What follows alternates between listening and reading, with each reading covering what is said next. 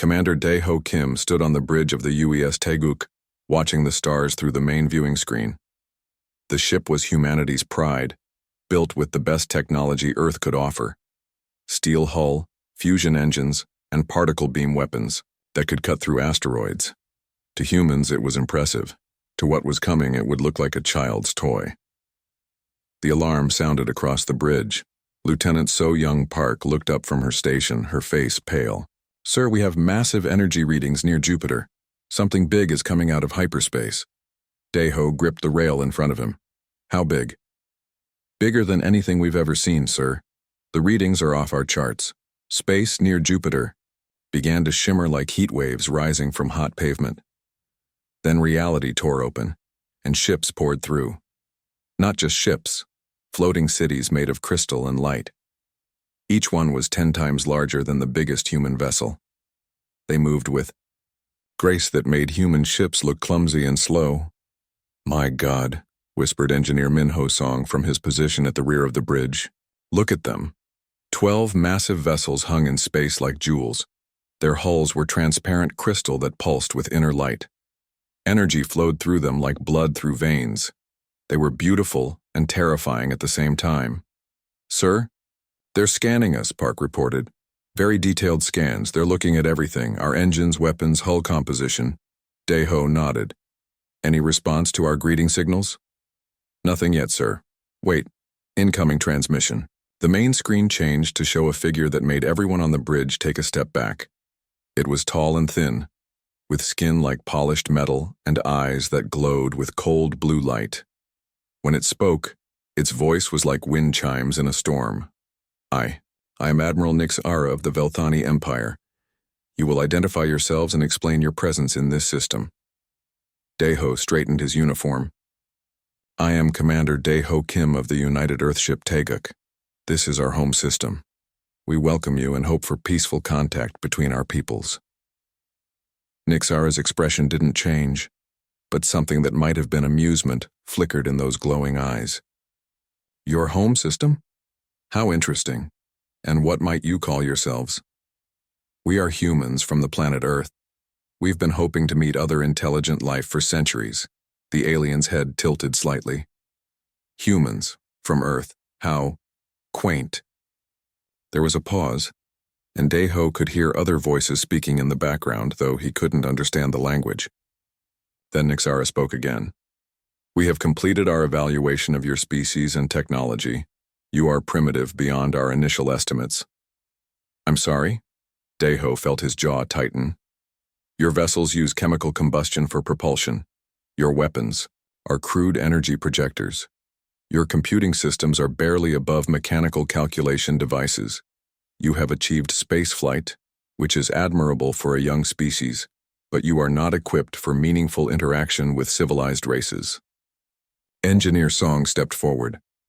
"With respect, Admiral, our technology may be different from yours, but we've achieved faster-than-light travel, established colonies on dozens of worlds, and created artificial intelligence systems that—" Silence. The word hit like a physical blow. "Your faster-than-light travel is a crude manipulation of spacetime that creates massive energy waste. Your colonies are small outposts that barely survive. Your artificial intelligence is simple programming, compared to true machine consciousness. You are children playing with tools you do not understand." Captain Hee-jin Cho, who had been listening from her position near the communications station, spoke up. "Perhaps we could learn from each other. We may be young, but we're eager to grow." Nix Ara made a sound that might have been laughter. "Learn? What could you possibly offer us? Your entire civilization's knowledge could be absorbed by one of our data crystals in moments. No, there will be no learning. There will be submission." "Submission?" Dae-ho felt the bridge crew tense around him. "The resources of this system are needed for the Empire's expansion. Your world contains useful materials and adequate biological diversity for our collections. You will surrender control of your planet and accept status as a tributary species. In exchange, we will allow a portion of your population to survive, as servants and specimens." The bridge was silent except for the hum of ship systems. Finally, Dae-ho found his voice. "And if we refuse?" Then you will be eliminated as an obstacle to Imperial expansion. Your primitive weapons cannot harm our vessels. Your crude ships cannot escape our pursuit. Resistance would be both futile and amusing.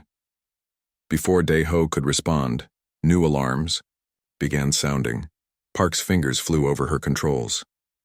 Sir, more ships coming out of hyperspace, different energy signatures. This time, the tear in space was different. Instead of crystalline beauty, what emerged was organic horror. The ships looked like they had been grown rather than built. Dark, pulsing hulls that seemed to breathe. Weapons that looked like thorns and claws. If the Velthani ships were jewels, these were tumors. Velthani. A new voice spoke over the communication channel. This one was deeper, with an underlying growl that made human teeth ache. You move quickly to claim this system, Nixara's expression soured. Krill. I should have expected scavengers to follow the scent of easy prey. The screen split to show a second alien. This one was more obviously biological, with scaled skin and multiple eyes that moved independently. Commander Thisimok of the Krill Hegemony. We claim equal rights to this system's resources. The Empire was here first, Nixara replied coldly. By moments only, the Hegemony has equal claim under Galactic Convention 12. Dae-ho looked between the two aliens. Excuse me, but this is our system. Don't we have any say in this? Both aliens turned to look at him, and for a moment he felt like an insect, being examined by giants. Then Thisimok made a rumbling sound that might have been laughter. The native primitives speak. How adorable. The Krill commander's multiple eyes focused on different parts of the human ship. Look at them, Nixara. They actually believe they have rights to claim. Barely sentient, Nixara agreed. Their brain scans show limited cognitive capacity compared to civilized species. They've managed crude tool use and basic spaceflight, but they're clearly not capable of true civilization. Perhaps we can share, Thisimok suggested. The hegemony requires biological specimens for our growth tanks. The Empire can take the mineral resources and technological components. The primitives can be divided between us. Divided? Dae-ho's voice was dangerously quiet. Naturally. The Velthani will take the northern continental masses for crystal farming. The Krill will harvest the southern regions for biological resources. Some primitives will be kept alive for study and entertainment purposes. Engineer Song stepped up beside his commander. You're talking about enslaving our entire species.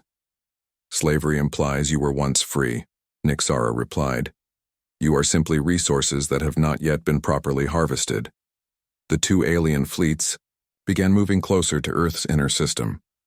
12 Velthani crystal ships and 10 Krill biovessels, each one capable of destroying human civilization alone. Together they were unstoppable. However, Thisimok continued, the hegemony is not without mercy. We will give you time to prepare for transition. One rotation of your planet to gather your most important individuals and surrender your military assets. 24 hours, Nixara translated. Use this time wisely, primitives. Decide whether you wish cooperation or extinction. The communication channels closed, leaving the bridge of the Teguk in silence.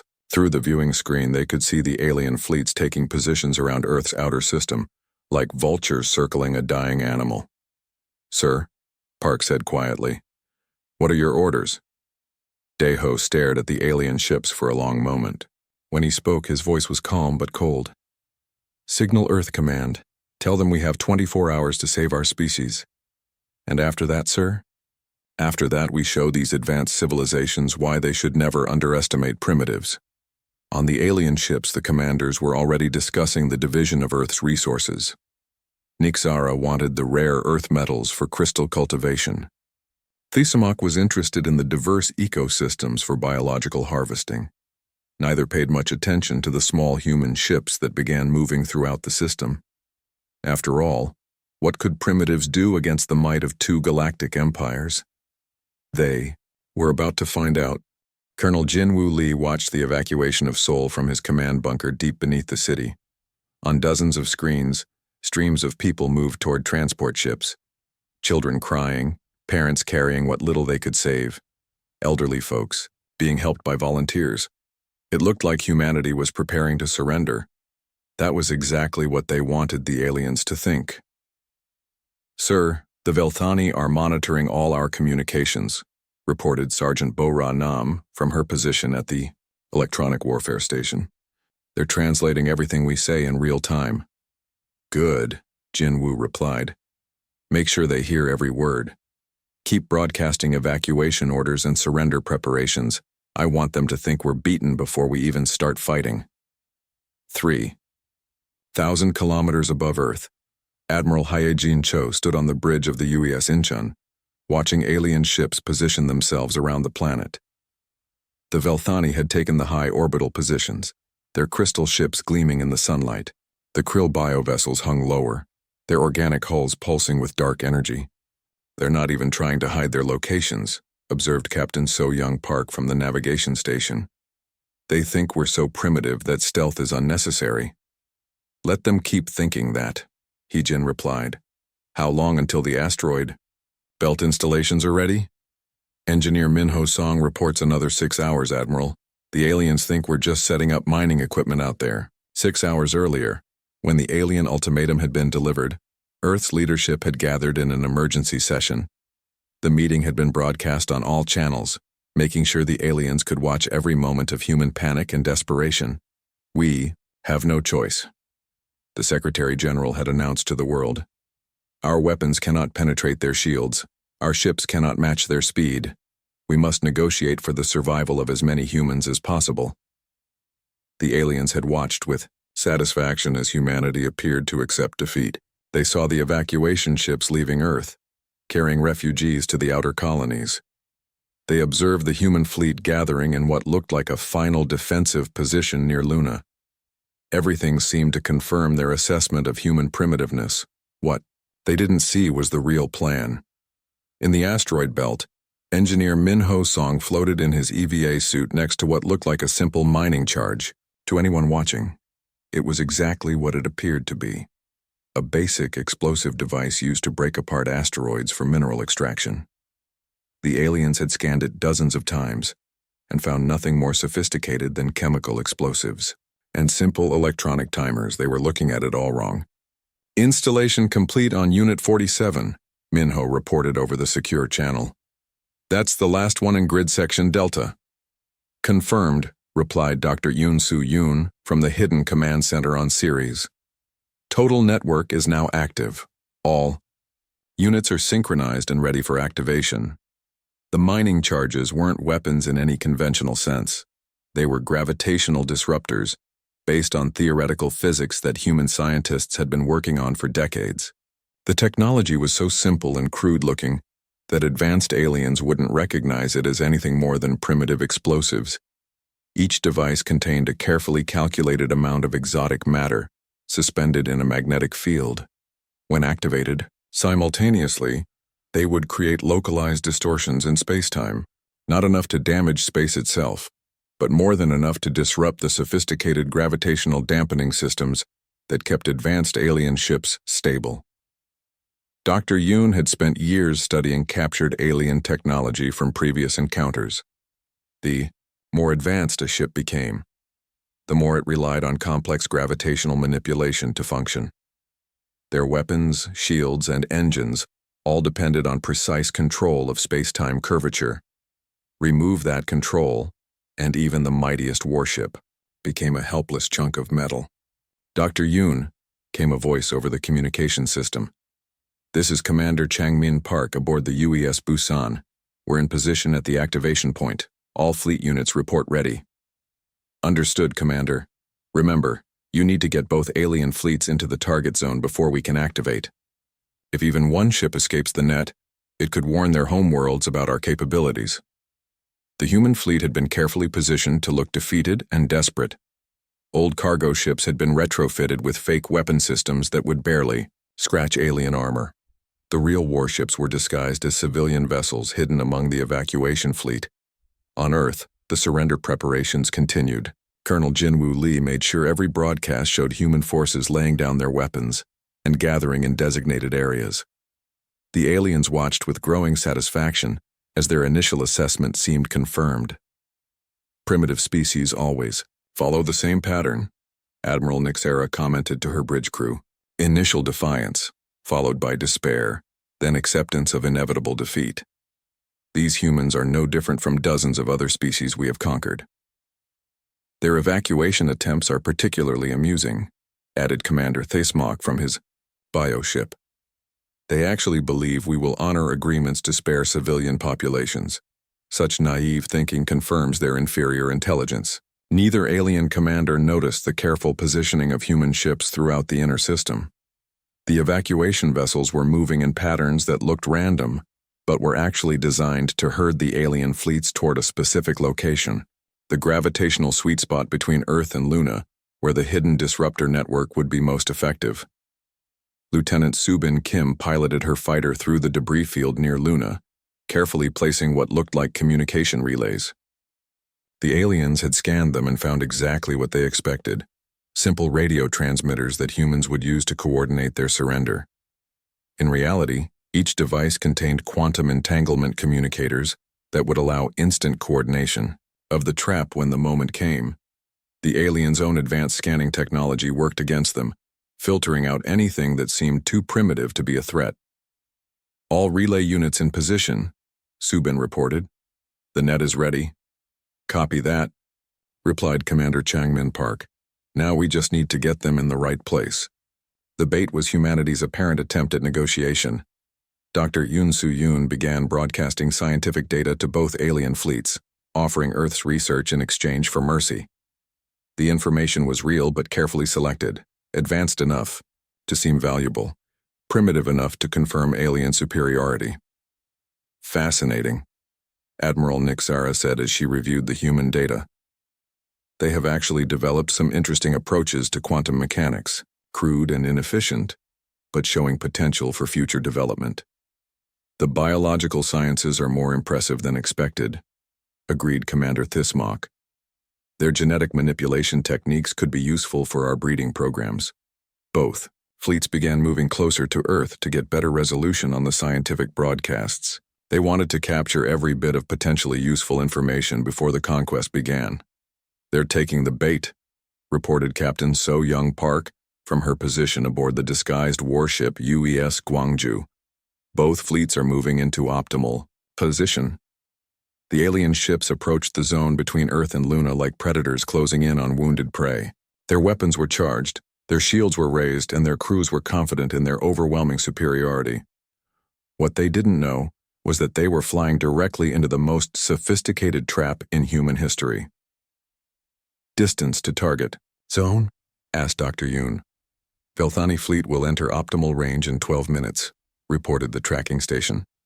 Krill bioships are moving more slowly, but they'll be in position shortly after. Excellent. All units, prepare for activation. On my signal. On Earth, the final phase of the deception began. Human military units started broadcasting surrender codes and laying down weapons in full view of alien scanners. The Secretary General prepared to send a formal surrender message to both fleets. Everything was proceeding exactly as planned. Sir, Sergeant Bo-Ra Nam called out to Colonel Jin-Woo Lee. Both alien fleets have entered the target zone. Dr. Yoon reports all systems ready for activation. Jin-Woo looked at the tactical display showing the positions of every ship in the system.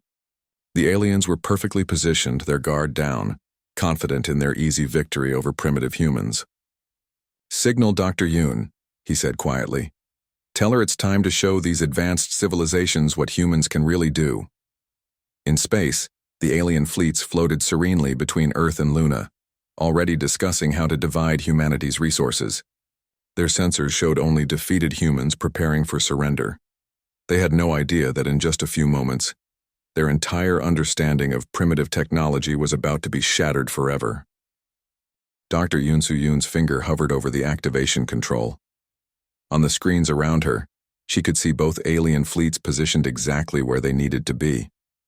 The Velthani crystal ships gleamed in the sunlight, their energy patterns steady and confident. The Krill biovessels pulsed with organic rhythms, already beginning to send down harvesting scouts toward Earth. All stations report ready, called out engineer Min Ho Song from his position at the network control panel. Gravitational disruptors are synchronized and charged. Fleet positions confirmed, added Commander Changmin Park over the communication system. All human vessels are clear of the disruption zone. Unsu took a deep breath. Everything humanity had worked for came down to this moment. Either their plan would work, or their species would be enslaved or destroyed. Activate the network, she ordered. Her finger pressed the control. For a heartbeat, nothing seemed to happen. Then space itself began to twist. The gravitational disruptors hidden throughout the asteroid belt activated simultaneously, each one creating a small but precise distortion in space-time. Individually, they were insignificant. Together, they formed a web of gravitational chaos that turned the area between Earth and Luna into a zone where the normal rules of physics no longer applied. Admiral Nixara was reviewing the final surrender documents when her ship suddenly lurched sideways. Alarms began screaming across the bridge of her crystal flagship. "What is happening?" she demanded. "Gravitational anomalies throughout the fleet," her navigator reported. "Multiple distortions appearing across the operational zone." "Impossible. Our sensors detected no gravitational weapons. The distortions are coming from the primitive mining equipment in the asteroid belt." Nixara's eyes widened in disbelief. Mining equipment? Those were simple chemical explosives. But even as she spoke, her ship lurched again, more violently this time. The Velthani vessels relied on sophisticated gravitational dampeners to maintain stability and coordinate their energy systems. As the space around them twisted and warped, those systems began failing catastrophically. The crystal hull of Nixara's flagship began to resonate, singing like a struck bell as gravitational tides pulled at its structure. The beautiful, transparent material that gave Velthani ships their ethereal appearance was also their weakness. It was designed to channel energy precisely, and chaotic gravitational fields turned that precision into chaos. Commander Thesamok was experiencing his own nightmare. The Krill bioships were even more vulnerable to gravitational disruption because they relied on organic systems that had evolved in stable space-time. As the gravitational field fluctuated around them, the living ships began to panic. "The vessels are in distress," his biosystems coordinator reported. "The gravitational chaos is triggering defensive responses in the ship organisms." The bioships began to emit sounds, actual sounds that traveled through space as their organic hulls vibrated in terror and pain. It was a noise that no human ear should have been able to hear, but the massive structures were broadcasting it on multiple frequencies. They were screaming. "Sir," Lieutenant Subin Kim called out from her fighter cockpit, "I'm reading massive system failures across both alien fleets. Their gravitational dampeners are offline." Commander Changmin Park smiled grimly as he watched the alien ships struggle helplessly in the gravitational storm. "All fighters, this is your signal. Attack pattern Delta. Target their weapon systems. First." What happened next would have been impossible under normal circumstances. Human fighters, with their primitive chemical thrusters and mechanical systems, began swarming around alien vessels that had seemed untouchable just minutes before. The aliens' energy weapons couldn't lock onto targets properly with their gravitational systems failing. Their shields flickered and collapsed as the field generators lost synchronization. Their engines, which relied on precise space-time manipulation, became worse than useless. They actually made the gravitational chaos worse. Subin's fighter swooped toward a Velthani cruiser, her ballistic weapons firing continuously. The simple metal projectiles, guided by mechanical targeting systems, punched through crystal hull sections that no longer had proper shielding. "This is incredible," she reported. "Their armor is designed to deflect energy weapons, but it can't handle solid projectiles." The Velthani had evolved their technology around energy-based warfare. Their crystal hulls could absorb and redirect massive amounts of directed energy, but they had never needed to defend against simple kinetic weapons. To them, ballistic projectiles were as primitive as throwing rocks. But rocks could still break. Admiral Nixara watched in horror as her fleet was torn apart by weapons that her species had abandoned thousands of years ago. "How is this possible? How did primitives defeat our technology?" Her answer came as a human boarding torpedo smashed through her flagship's hull. The mechanical device, powered by simple chemical explosives, tore through crystal plating that could have absorbed the output of a star. Commander Jae-Sung-oh led the boarding party through the breach. His Marines wore mechanical armor powered by simple hydraulics and chemical batteries. Their weapons were ballistic rifles that fired metal bullets, technology so primitive that the Velthani defense systems didn't even recognize them as weapons. "Spread out and secure the bridge," Jae-Sung ordered. "Remember, their personal shields are designed for energy weapons. Solid rounds should go right through." The Velthani crew tried to resist, but their personal defense fields were useless against ballistic weapons. Their energy weapons couldn't target properly in the gravitational chaos. Within minutes, Jae-Sung's Marines had control of the ship's critical systems. "Sir," one of his sergeants reported, "their computer systems are amazing, but they're completely automated. Without gravitational stability, the AI can't function properly." That was the fundamental flaw in advanced alien technology. The more sophisticated it became, the more it relied on perfect conditions to operate. The Velthani had built their entire civilization around energy manipulation and automated systems. When those systems failed, they had no backup plans. Humans, on the other hand, had learned to fight dirty. Commander Thisamok's bioship was dying around him. The living vessel's organs were shutting down as gravitational tides disrupted its biological processes. The screaming was getting louder, a sound of pure agony that was broadcasting across every frequency the ship could produce. "Can we restore gravitational stability?" he demanded. "Negative," his bio-coordinator replied. "The organism is in full panic response. It's trying to escape, but the gravitational distortions are everywhere." That was when the human assault began. Major Tae-Young-Kwan had positioned his forces in the asteroid belt, using the ancient military technique of turning terrain into a weapon. As the Krill bioships writhed in gravitational agony, he began firing simple chemical rockets at carefully selected asteroids. The rockets weren't weapons. They were mining charges, designed to redirect asteroid trajectories for resource extraction. But in the hands of a creative military mind, mining equipment became artillery. "Target the bioship cluster near Luna," Tae-Young ordered. "Calculate trajectory for maximum impact." The asteroids, pushed by simple chemical explosions, began falling toward the Krill vessels like enormous bullets. The bioships tried to dodge, but their organic engines were failing in the gravitational chaos. They could only watch helplessly as mountains of rock and metal crashed into their hulls. "This is impossible," Commander Thisamok screamed as his flagship shuddered under multiple impacts. "How are primitives using such tactics?" The answer was simple. Humans had learned warfare in an environment where nothing was guaranteed to work. They had fought wars with sticks and stones, then gunpowder and metal, then aircraft and missiles. Every step up the technology ladder, they had kept the old knowledge.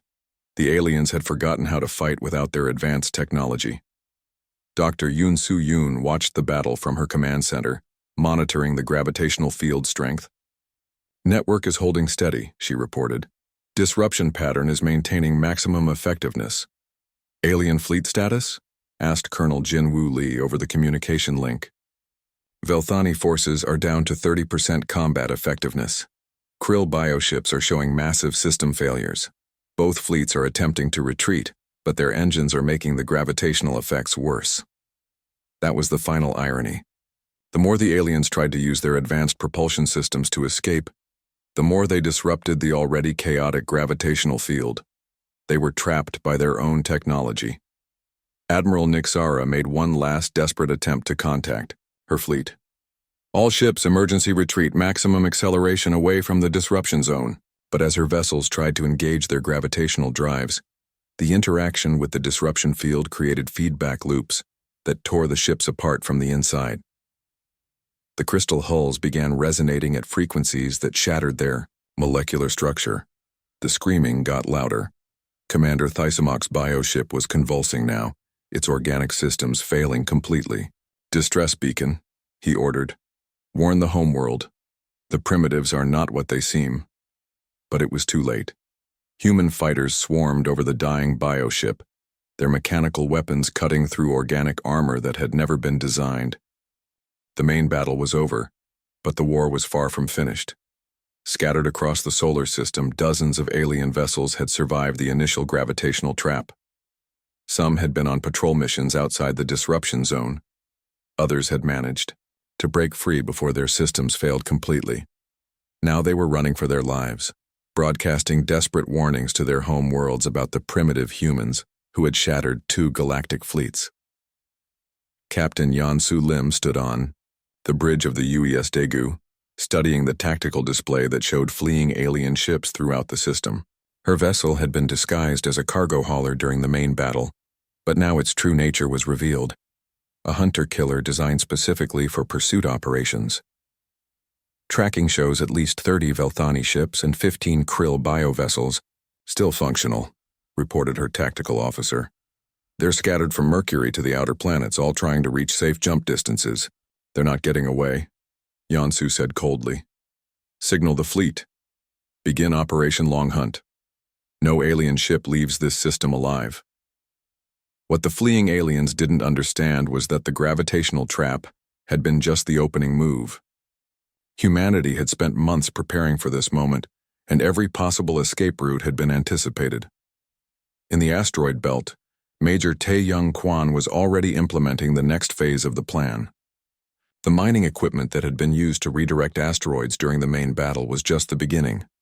Over the past year, human engineers had quietly been altering the orbits of hundreds of space rocks, turning the entire belt into a vast weapon system.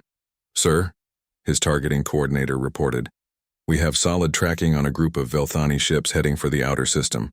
Their course will take them through grid section Gamma 7 in approximately 4 hours. Perfect, Tae-Young replied. Initiate cascade sequence for that section. Let's give them a proper asteroid storm. The plan was simple and brutal. As the alien ships fled through the asteroid belt, carefully placed chemical charges would trigger avalanches of space debris. The aliens, used to energy-based mining that could vaporize obstacles instantly, had no experience dealing with massive volumes of solid matter moving at orbital velocities. Lieutenant Subin Kim was piloting her fighter toward Europa, where long-range sensors had detected a crashed Krill bioship. The massive organic vessel had managed to break free of the gravitational trap, but had taken severe damage in the process. It was now on the surface of Jupiter's ice moon, trying to repair itself. Subin, this is command, came Dr. Yoon Soo-yoon's voice over the communication channel. Be careful with that bioship. Our intelligence suggests Krill vessels can regenerate from even severe damage if given enough time. Understood, Doctor. What's our approach? The bioship's organic systems are adapted for warm environments. Europa's surface temperature is minus 180 degrees Celsius. Use that against them. Subin's fighter landed near the crashed alien vessel, which looked like a wounded whale beached on an ice floe. The bioship was massive, nearly 2 kilometers long, but its hull was cracked and bleeding some kind of organic fluid that froze instantly in Europa's vacuum. Sergeant Bo Ra-nam led the ground assault team across the ice, their suits equipped with modified industrial equipment instead of military weapons. Their weapons were liquid nitrogen sprayers designed for cleaning spacecraft, cutting torches meant for salvage operations, and mining explosives originally intended for ice harvesting. Remember, Bora told her team, this is a living ship. Everything we see is some kind of biological system. Our job is to kill it before it can heal itself. The assault was unlike anything in military history. Instead of fighting alien defenders, the humans were essentially performing surgery on a wounded organism the size of a city. They cut through nerve clusters with industrial torches, injected liquid nitrogen into what looked like arterial systems, and placed mining charges against structures that might have been organs. The bioship fought back, but not in any way its original designers had intended. Organic weapon systems tried to activate, but the extreme cold was shutting down biological processes faster than they could respond. The ship's natural healing abilities, evolved for warm space environments, were useless in Europa's frozen wasteland. Sir, one of Bora's Marines reported, I think we found something important. This structure is pulsing differently from the others. The Marine was pointing at what looked like a massive organic computer core, a brain-like structure surrounded by flowing biocables. It was still active, glowing with internal heat that kept it from freezing solid. That's probably the ship's central nervous system, Bora decided. Set charges around it. If we can destroy that, the whole ship should die. As her team worked to plant explosives, Bora could hear something that made her skin crawl. The bioship was moaning. The sound came through her suit's radio, broadcast, on frequencies that the dying organism was somehow generating. It was a sound of pain and confusion, like a wounded animal that couldn't understand what was happening to it. The charges detonated in sequence, sending shockwaves through the bioship's nervous system. The moaning got louder, then slowly faded to silence. On Europa's surface, the massive alien vessel shuddered once and went still. Meanwhile, in the outer system, the asteroid cascade was beginning. The fleeing Velthani ships had been making good time toward the edge of the solar system when the first wave of debris hit them. To their advanced sensors, it looked like a natural phenomenon, just asteroids moving in their normal orbits. But as they passed through what they thought was empty space, hidden chemical charges began detonating throughout the belt. Each explosion sent thousands of rock fragments flying in carefully calculated directions. The fragments hit other asteroids, which triggered more explosions, which sent more debris flying. Within minutes, entire sections of the asteroid belt had become storms of high-velocity stone and metal. Admiral Nixara, commanding the largest group of Velthani survivors from her damaged flagship, watched in horror as the space around her ships filled with deadly projectiles. Her crystal vessels, designed to deflect energy weapons, were helpless against simple rocks moving at orbital velocities. Evasive maneuvers, she ordered. Full power to the shields. But the Velthani shields were energy barriers, useless against kinetic impacts. The crystal hulls that had seemed so elegant and advanced were actually fragile when faced with brute force. One by one, her ships were smashed apart by debris that their sensors had dismissed as harmless space junk. How is this possible? She demanded. How did primitives weaponize an entire asteroid belt? Her science officer, working frantically at his station, provided the answer. Admiral, the humans have been altering asteroid orbits for months, maybe years. They used simple chemical propulsion to position thousands of space rocks as potential projectiles. When we tried to flee through the belt, they triggered cascade reactions that turned our escape route into a killing field. It was brilliant in its simplicity. The humans had taken the very environment of their solar system and turned it into a weapon. No advanced technology required, just patience, planning, and a willingness to think on a scale that the aliens had never considered. Dr. Hyunwoo Seo, monitoring the battle from Earth's communication center, began implementing the next phase of the psychological warfare campaign. As each alien ship was destroyed, he broadcast the death screams across all frequencies that the aliens' homeworlds might be monitoring. The Velthani death sounds were particularly effective. The resonating crystal hulls created haunting musical tones as they shattered. The Krill bioships produced actual screams of pain and terror that could be heard across space. Together, they created a symphony of defeat that would haunt alien nightmares for generations. Make sure every transmission is clear, Hyunwoo told his team. I want their home worlds to hear exactly what happens to fleets that attack humanity. On the edges of the system, a few alien ships were still trying to escape. Commander Changmin Park led a squadron of human vessels in pursuit, but these weren't the obvious warships that had participated in the main battle. Instead, they were disguised as civilian craft, ore haulers, passenger liners, research vessels. The surviving aliens, desperate to reach jump distance, didn't pay attention to the harmless human ships that seemed to be fleeing in the same direction. Only when it was too late did they realize that the civilian vessels were packed with military hardware. All ships drop the disguises, Changmin ordered. Let's show them what human freighters can really do. The fake cargo containers opened to reveal missile launchers. The passenger compartments dropped away to expose particle beam arrays. What had looked like desperate human refugees were actually warships designed to hunt down anything that survived the main trap.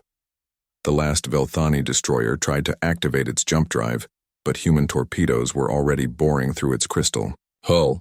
The bioship that had almost reached Pluto found itself surrounded by civilian vessels that opened fire with weapons its damaged sensors couldn't even identify. In space, there were no rules about fair fighting. Humanity had learned that lesson, the hard way, over centuries of warfare against their own species. Now they were teaching it to aliens who had grown soft from millennia of. 3 months after the battle, Admiral Dong-hyun Choi stood on the observation deck of the UES Seoul, watching salvage crews work on the wreckage of alien warships. The massive Velthani crystal hulls had been broken into manageable pieces, their rainbow fragments catching sunlight like scattered gems. The krill bioships were being carefully dissected by xenobiologists who treated each section like a puzzle piece in understanding alien technology.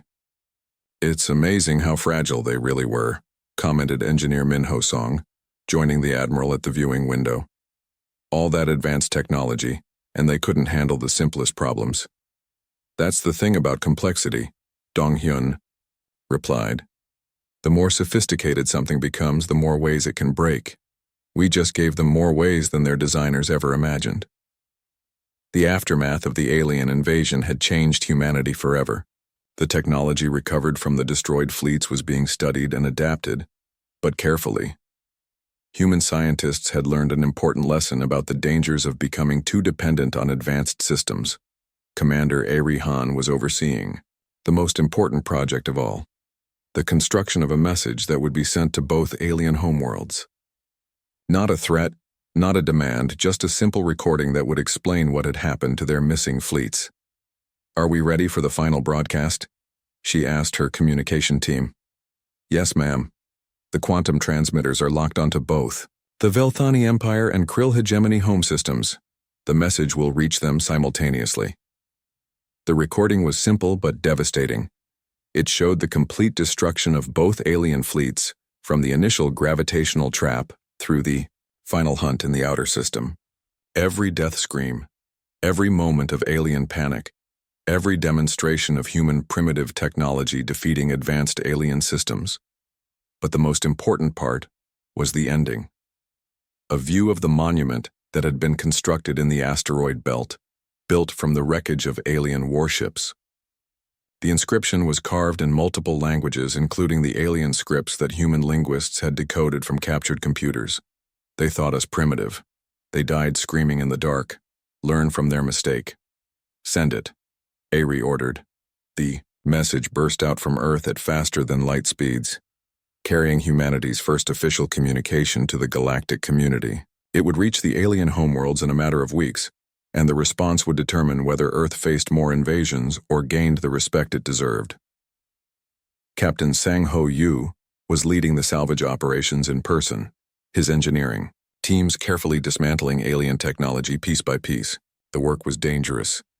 Velthani crystal components could explode if handled incorrectly, and krill biotechnology sometimes showed signs of trying to regenerate. "Sir," one of his technicians called out, "we've found something interesting in the Velthani flagship wreckage."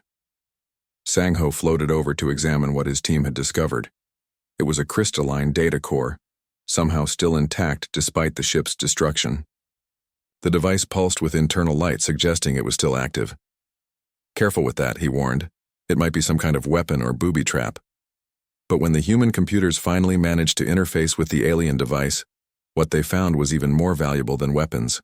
It was the complete database of Velthani knowledge about the galactic community, star maps, species profiles, technological assessments, and, most importantly, military intelligence about other alien civilizations. Dr. Yoon Soo Yoon reviewed the data with growing amazement.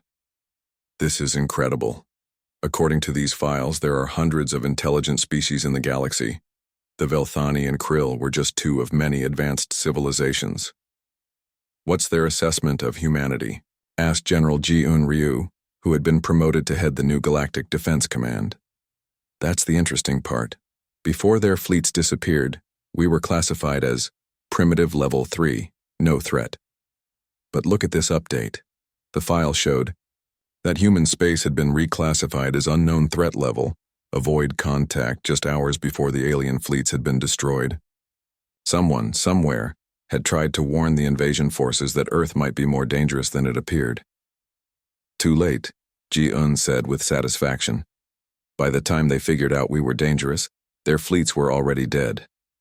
The recovered alien technology was being integrated into human systems, but not in the way most people expected.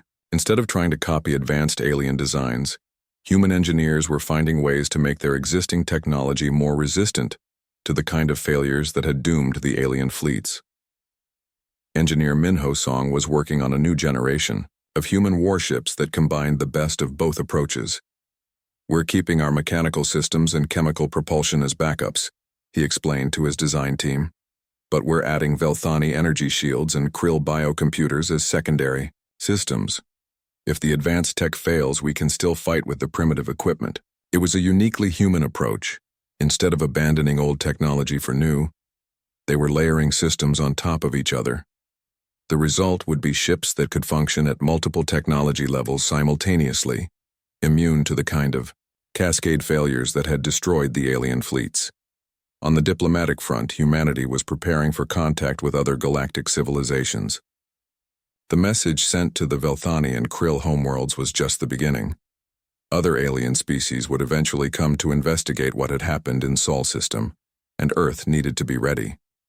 Ambassador Hyejin Cho, promoted from her military position, was developing humanity's first galactic contact protocols. We need to establish ourselves as a species that's friendly but dangerous, she explained to her diplomatic team. We don't want to be seen as aggressors, but we also can't appear weak. What's our official position on the invasion? Asked one of her subordinates. Self-defense. 2 alien fleets entered our system without permission and demanded our surrender. We responded with appropriate force to protect our sovereignty. If other species have problems with that, they're welcome to discuss it through proper diplomatic channels. The key was making sure that other aliens understood the lesson. Humanity was open to peaceful contact, but attempts at conquest would be met with devastating resistance. The destroyed fleets served as both warning and invitation. 6 months. After the battle, the first response arrived from the Velthani Empire.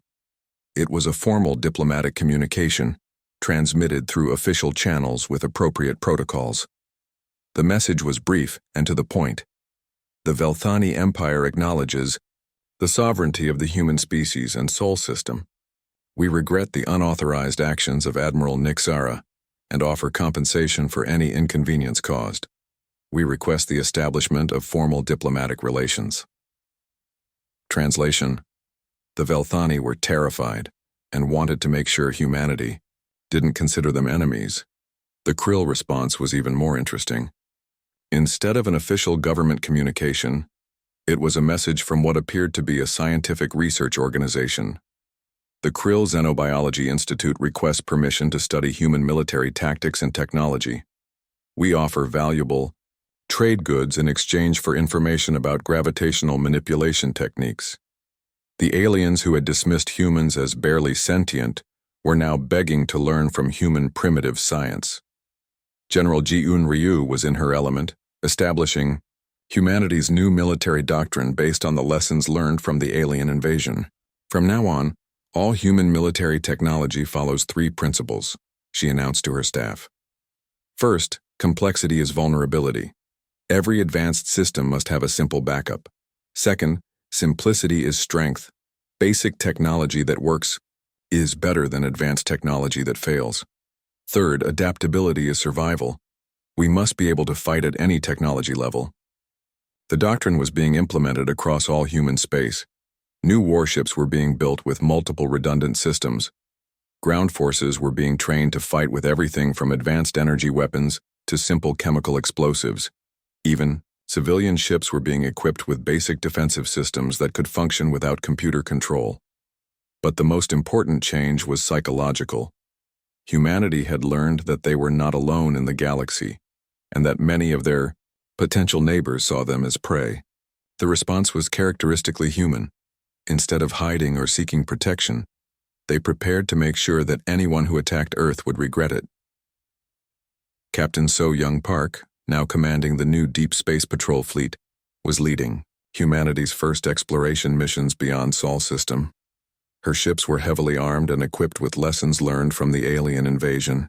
"Remember," she told her crew as they prepared to jump to their first alien star system, "we're not going out there as conquerors. We're going as equals who demand respect. Anyone who treats us as primitives will learn the same lesson that the Felthani and Creel learned." The first human exploration ships began jumping to nearby systems, carrying sensors, weapons, and most importantly, the knowledge that they came from a species that had destroyed 2 galactic fleets. The galaxy was about to learn that humanity had graduated from primitive to dangerous, and that Earth was no longer an easy target. In the deep space between stars, alien civilizations were beginning to receive reports about the mysterious destruction of 2 major fleets in a privy.